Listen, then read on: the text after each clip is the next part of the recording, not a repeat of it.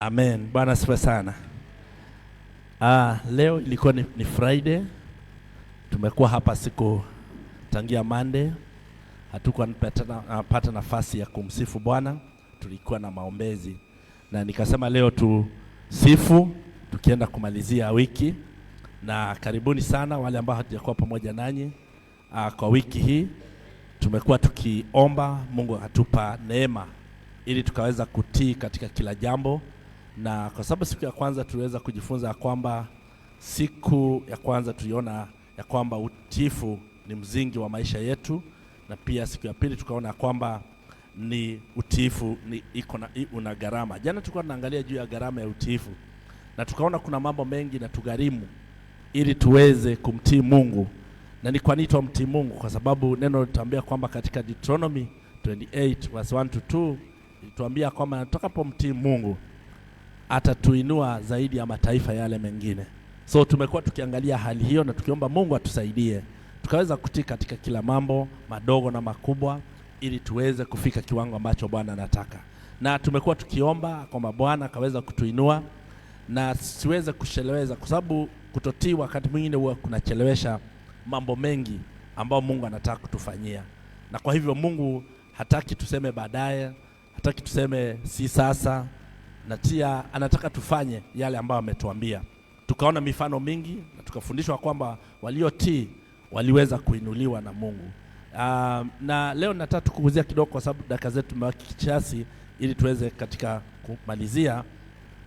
Tuangalia katika kitabu cha Samueli wa kwanza 15 mstari 22. Nimequote tu hapa. Inasema kwamba je, Bwana huzipenda ni swali, je, Bwana huzipenda sadaka za dhahabu, dhabihu sawa na kutii? Chanudie, je, Bwana huzipenda sadaka na dhabihu sawa na kutii sauti ya Bwana? Tazama, kutii ni bora kuliko dhabihu. Bwana asifiwe sana. Haya maandiko ni wakati mtumishi wa Mungu ama alikuwa anaongea na mfalme Saul alipokuwa ametumwa aende afanye jambo fulani na kulifanya. So wakati alileta sadaka akidhania kwamba sadaka zitafanya awe na Mungu aweze kumuinua kwa sababu hizo sadaka, Samueli akamuuliza, je, haujua kwamba Mungu sio sadaka tu anafurahia, zaidi anafurahia nini? Kutii sauti yake. Bwana asifiwe sana.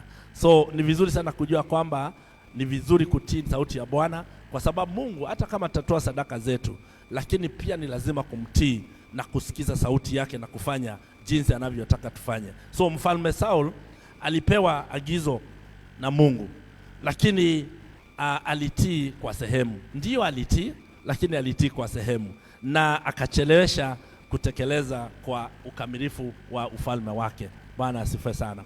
So tunapoongea mambo haya ni kwa sababu tumalizia wiki hii tumekuwa tukiona kwamba kumbe mambo mengine yaweza chelewesha mambo ambayo Mungu anataka kutufanyia ni kwa sababu ya kutotii kwetu. Na kwa hivyo tumehimizwa wiki hii kwamba kutii tu sauti ya Mungu, kutii tu neno la Mungu, kutenda vile Mungu anavyotaka, ili mambo yetu ambayo pengine imekwama iweze kufunguliwa.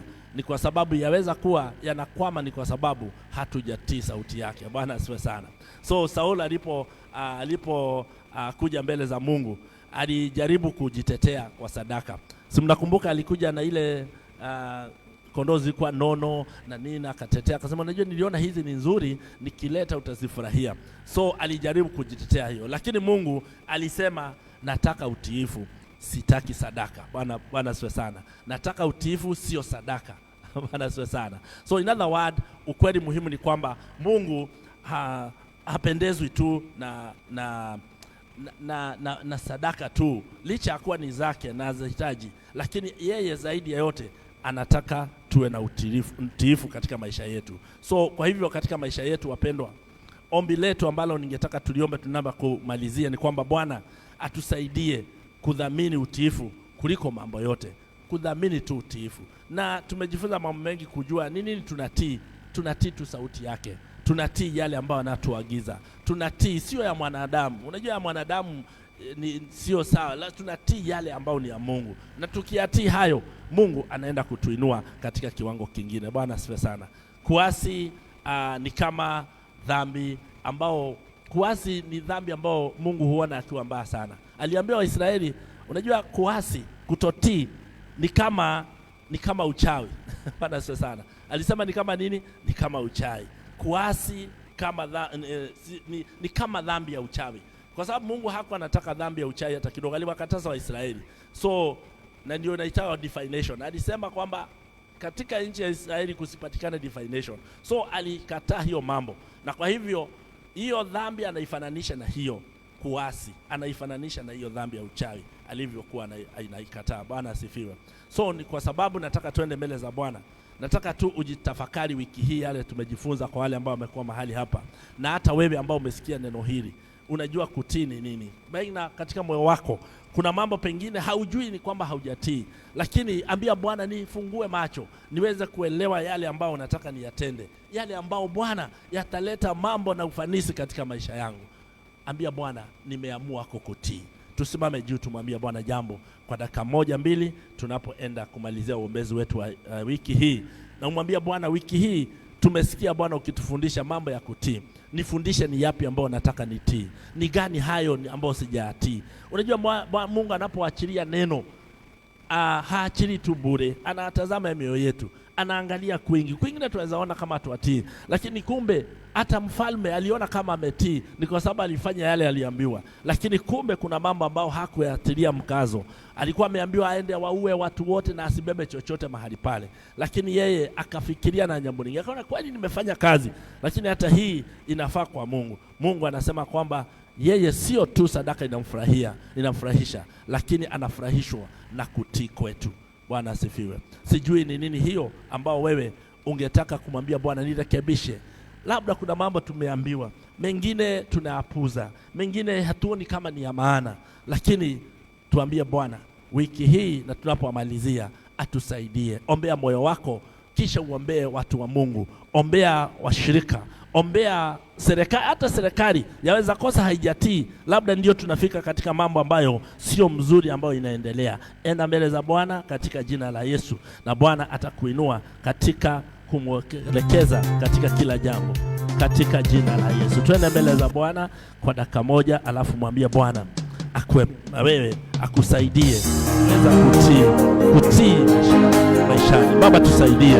Wiki hii Baba umekuwa pamoja nasi kutufundisha juu ya kutii wewe. Baba umejua ni kwa nini Baba umetunenea mambo.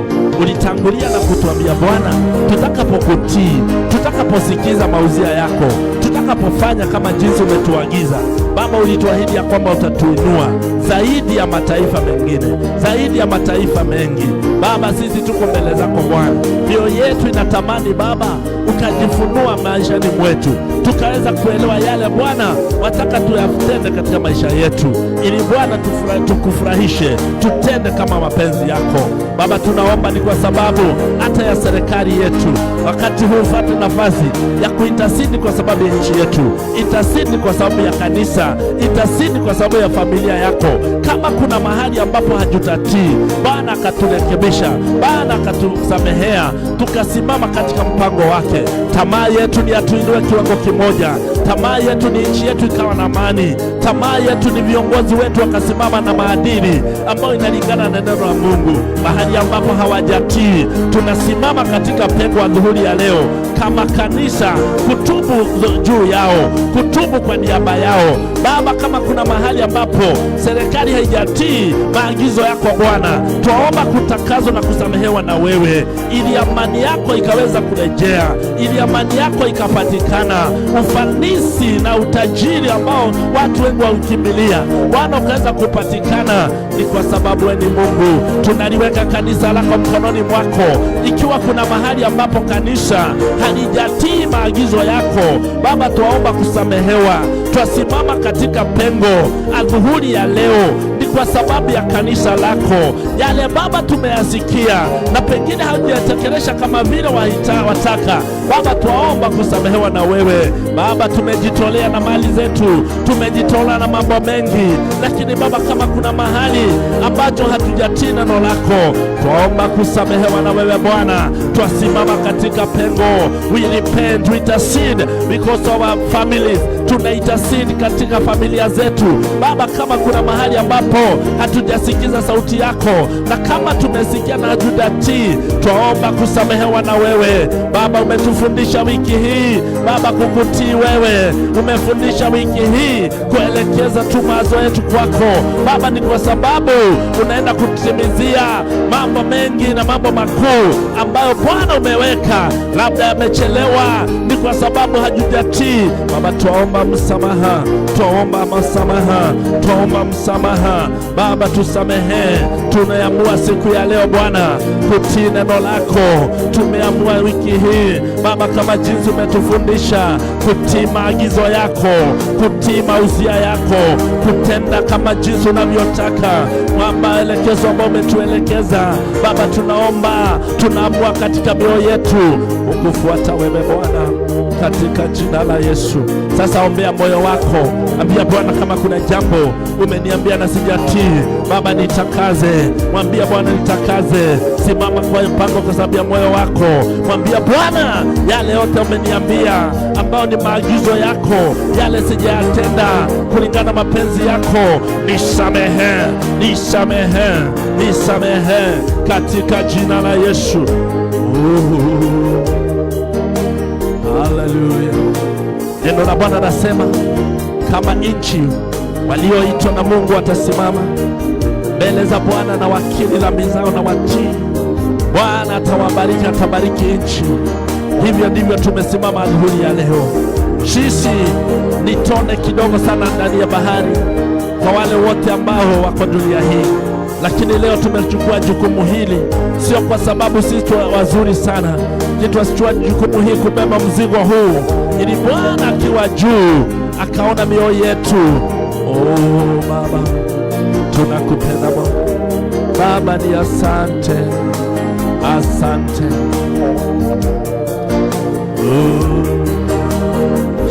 Baba, ni asante. Ninakupea dakika hiyo utafakari. Yes, labda kuna jambo umesahau, tafakari tu, mwambia Bwana, hii na hii uliniambia sijatii Baba, nisamehe, nipe uwezo.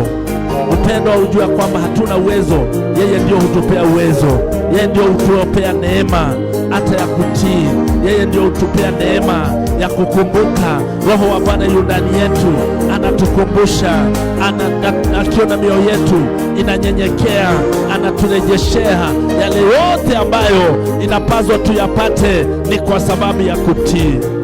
Baba, kanisa letu tunalikabidhi mkononi mwako Baba. Wewe ni Mungu wetu.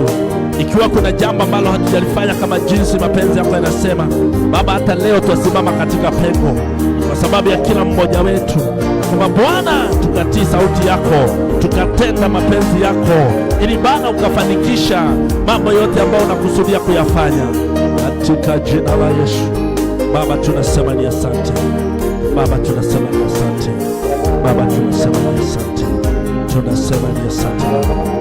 Oh, tunasema ni asante, asante. Nataka tuombe ombi la jumla, alafu kisha tutakuwa tukikamilisha uombezi wetu wa siku ya leo, na Bwana atatubariki. Baba, ni asante, ni kwa sababu tumekuwa mbele zako kuanzia Jumatatu, na umetufundisha mambo mengi Bwana kwa siku hizi 5 juu Baba ya kukuelekea, na Baba umeona yale ambao yamesalia Bwana, ni kwa sababu labda hatujatii Baba. Tumeomba leo na tumeamua mioyo yetu Bwana kukufuata na kutii neno lako. Kuanzia leo Bwana, mioyo yetu Baba inatamani kutenda mapenzi yako.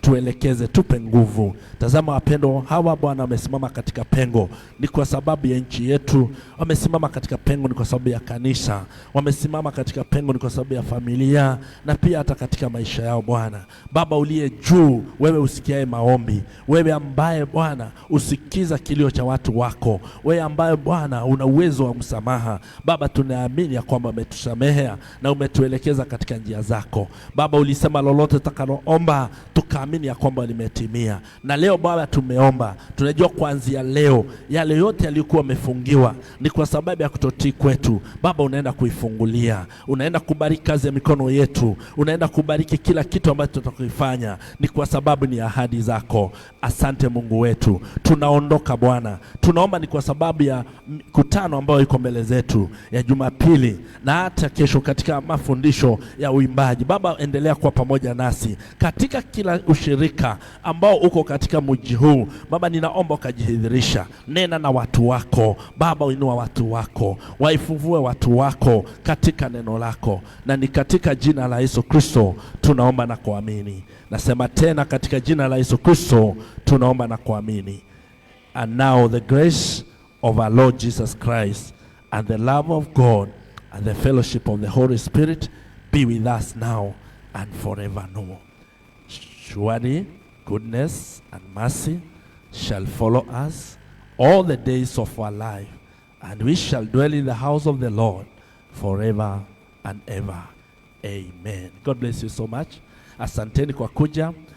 Wiki ijayo tuko hapa katika lunch hour. Asanteni. Leo mmekuja kwa namba nzuri, imenitia moyo sana. Na leo tuko na kesha. Leo tunakuwa na kesha ya 3 hours kuanzia saa 3 hadi saa 6. Kwa wale ambao watapata nafasi, karibuni sana, mbarikiwe. Okay.